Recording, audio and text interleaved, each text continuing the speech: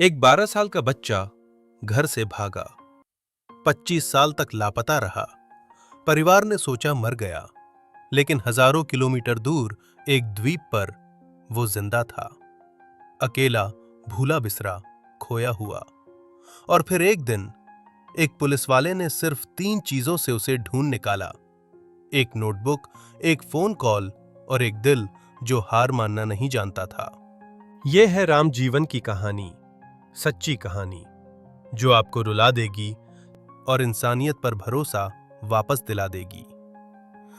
सोचिए, उत्तर प्रदेश का एक छोटा सा गांव, सरैया सीतापुर, धूल भरी गलियां, कच्चे घर और गरीबी की वो लकीरें जो हर चेहरे पर साफ दिखती थीं।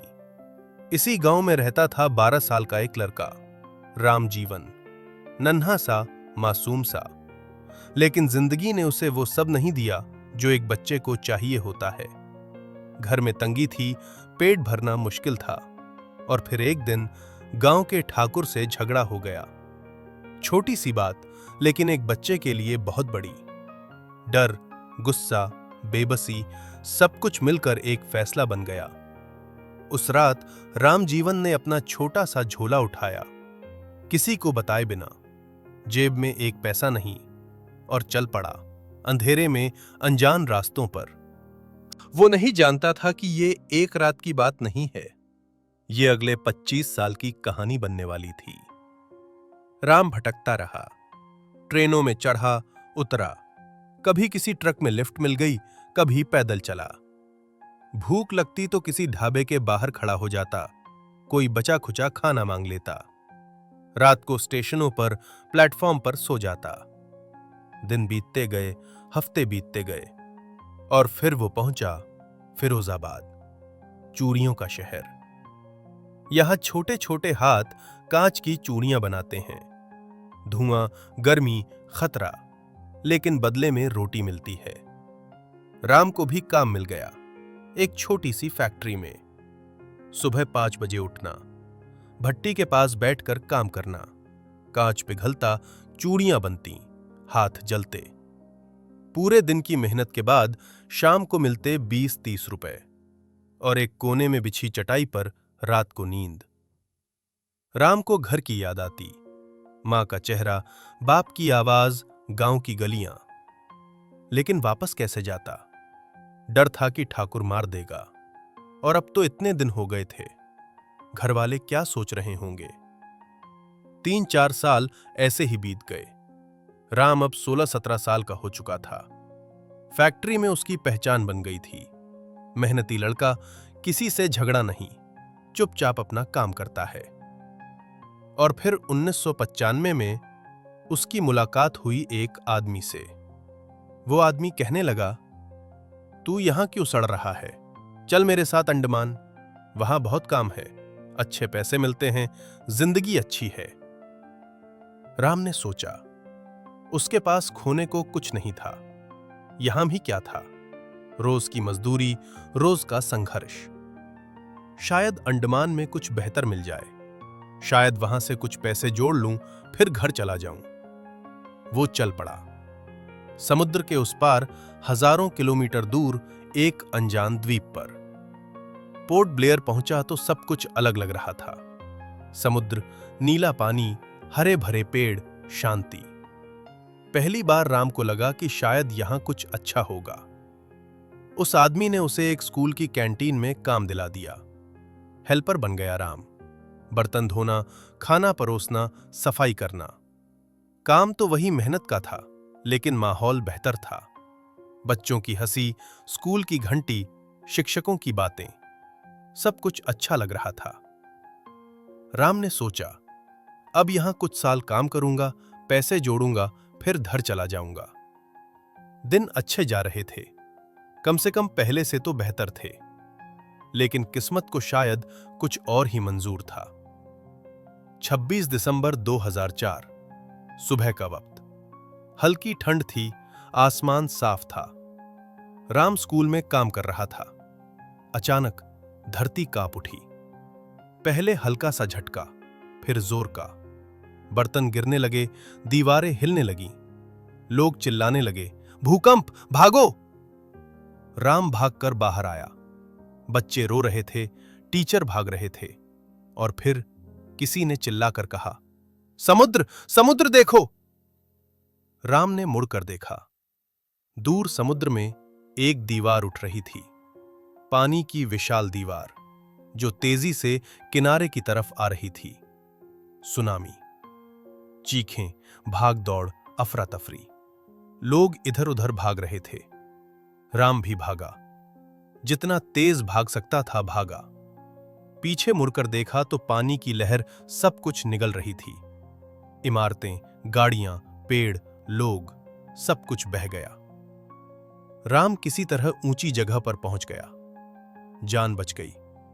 लेकिन जब लहर शांत हुई और वापस देखा तो सब कुछ खत्म हो चुका था। स्कूल गिर गया था। कैंटीन का नामो निशान नहीं था।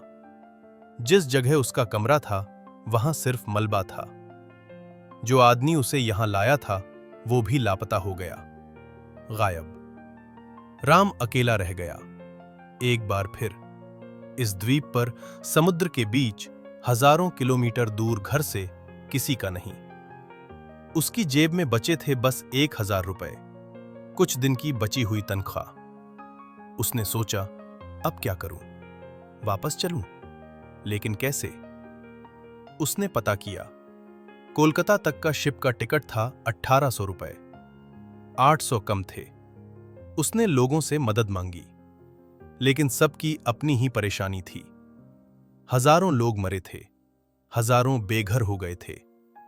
किसी के पास किसी की मदद करने का वक्त नहीं था। राम ने सोचा, चलो थोड़े दिन और रुक जाता हूं, कुछ काम मिल जाएगा, पैसे हो जाएंगे, फिर चला जाऊंगा।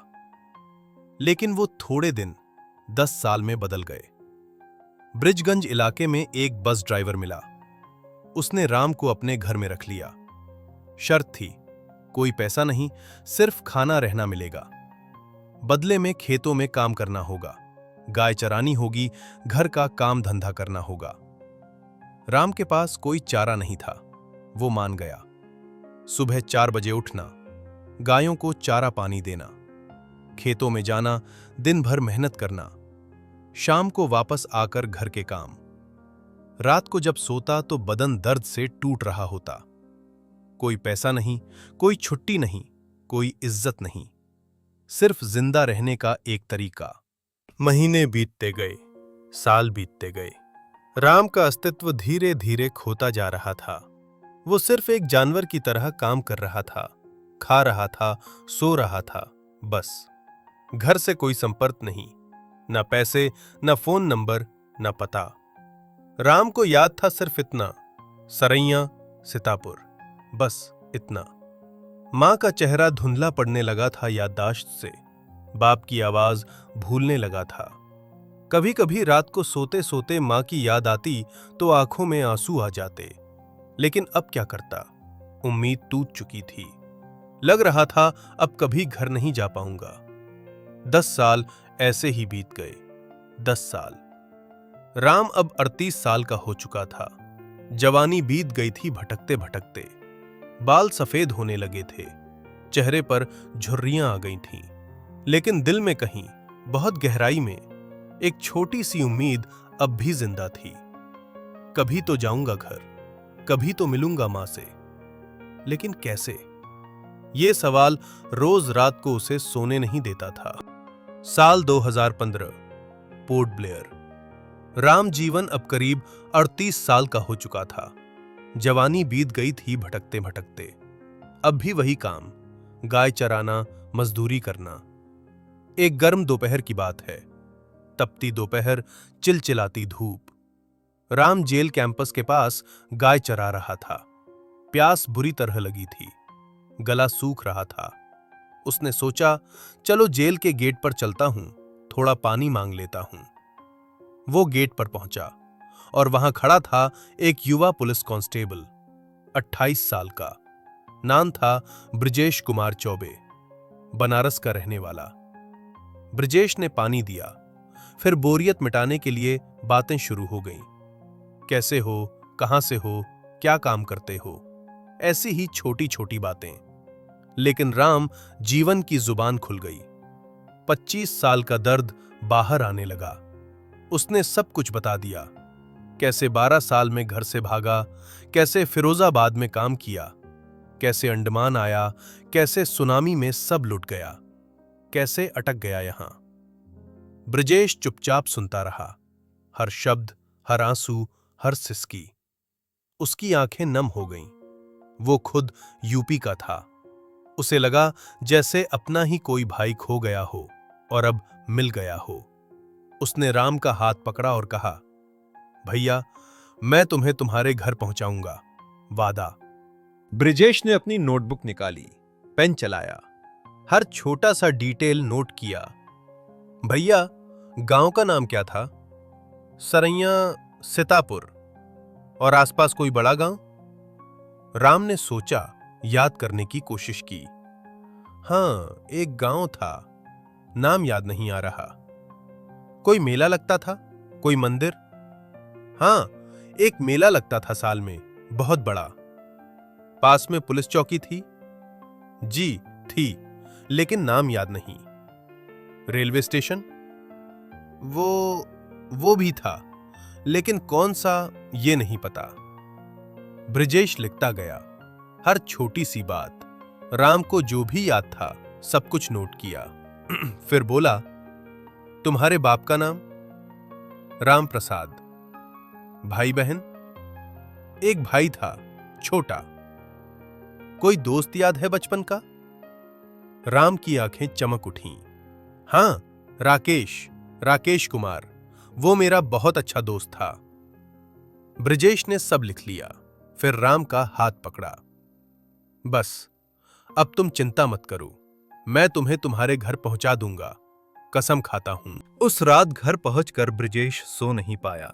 राम की कहानी दिमाग में घूम रही थी।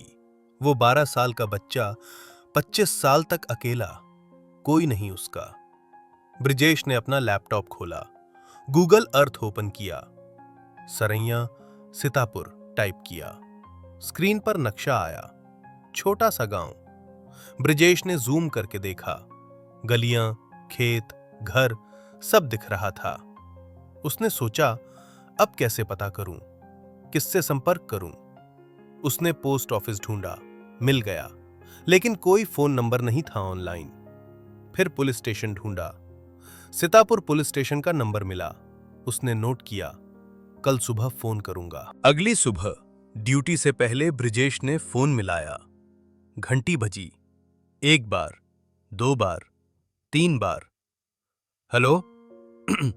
जी नमस्ते, मैं अंडमान से बोल रहा हूं, पुलिस कांस्टेबल ब्रिजेश कुमार चौबे। हां बोलिए। सर, मुझे एक आदमी का घर ढूंढना है, सरैया गांव में। नाम है रामजीवन, बाप का नाम राम प्रसाद। लाइन के उस तरफ से आवाज आई, देखिए साहब, हमारे पास बहुत काम है, ये सब के लिए टाइम नहीं है, आप ऑफिशियल एप्लीकेशन भेजिए। लेकिन सर, ये बहुत जरूरी है, आदमी 25 साल से। अरे भाई, समझ नहीं आता, एप्लीकेशन भेजो पहले। फोन कट गया। ब्रिजेश का दिल बैठ गया, लेकिन उसने हार नहीं मानी। दूसरे दिन ब्रिजेश ने सोचा, चलो पोस्ट ऑफिस ट्राई करता हूं। उसने गूगल पर सर्च किया, सीतापुर हेड पोस्ट ऑफिस का नंबर मिला। फोन लगाया, घंटी बजती रही, कोई उठाया ही नहीं। 10 बार कोशिश की, कभी व्यस्त, कभी कोई जवाब ही नहीं। शाम को फिर कोशिश की, इस बार उठा, एक पोस्ट मास्टर था। ब्रिजेश ने पूरी कहानी सुनाई।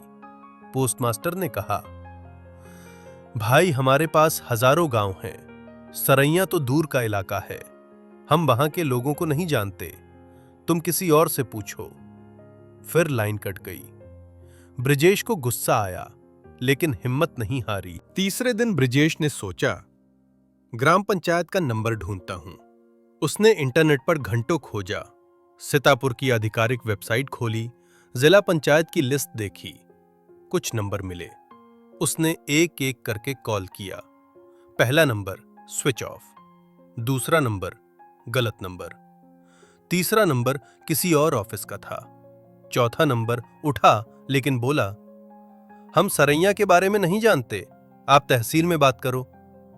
ब्रिजेश थक रहा था, लेकिन रुकने का नाम नहीं। ब्रिजेश ने सोचा, गांव में स्कूल तो होगा ही, वहां के टीचर हेल्प कर सकते हैं। उसने सर्च किया, प्राइमरी स्कूल्स इन सरैयान सीतापुर। कुछ नाम आए, लेकिन कोई नंबर नहीं। उसने शिक्षा विभाग का नंबर ढूंढा, वहां फोन किया। एक क्लर्क ने फोन उठाया। ब्रिजेश ने अपनी परेशानी बताई। क्लर्क ने कहा, सर, हमारे पास स्कूल के टीचर्स के पर्सनल नंबर नहीं होते, और वैसे भी हम ऐसी जानकारी नहीं दे सकते। ब्रिजेश का सब्र टूट रहा था। रातों को ब्रिजेश सो नहीं पाता था। बार बार राम का चेहरा याद आता, उसकी आंखों में उम्मीद, उसकी आवाज में दर्द।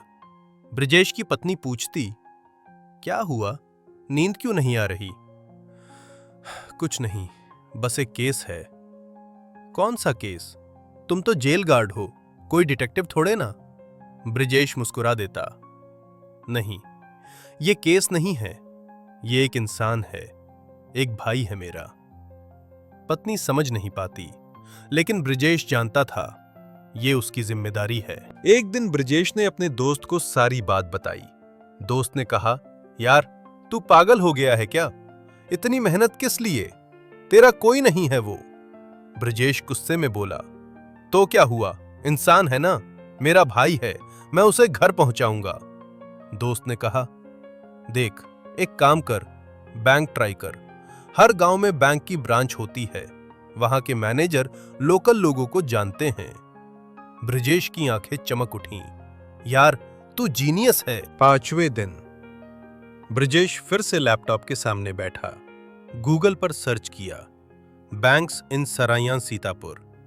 स्क्रीन पर आया इलाहाबाद ग्रामीण बैंक, सरैया ब्रांच, और नीचे एक नंबर था।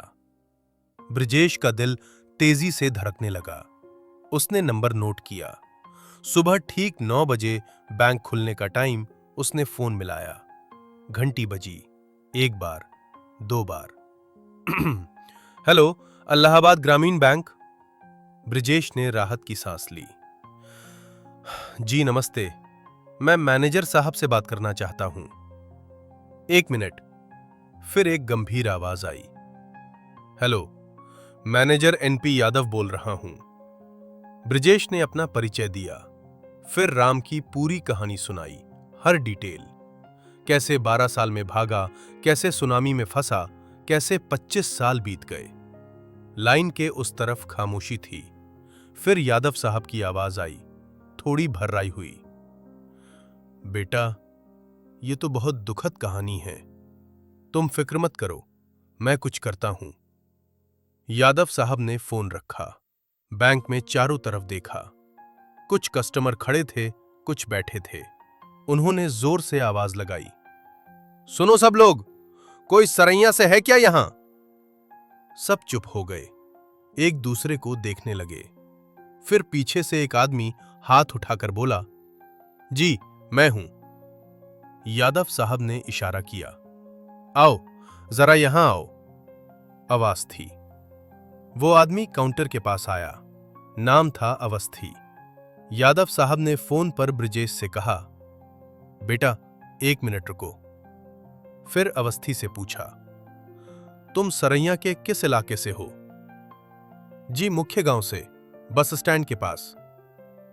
तुम्हें रामजीवन नाम का कोई याद है? बाप का नाम राम प्रसाद। अवस्थी ने सोचा, राम प्रसाद, राम प्रसाद। फिर बोला, जी हां, एक राम प्रसाद थे, लेकिन वो तो बहुत साल पहले गुजर गए, और उनका बेटा, वो तो बचपन में ही घर से भाग गया था, तब से लापता है। यादव साहब की आंखें चमक उठीं। उन्होंने फोन पर ब्रिजेश से कहा, बेटा मिल गया, यहां एक आदमी है जो उस घर को जानता है।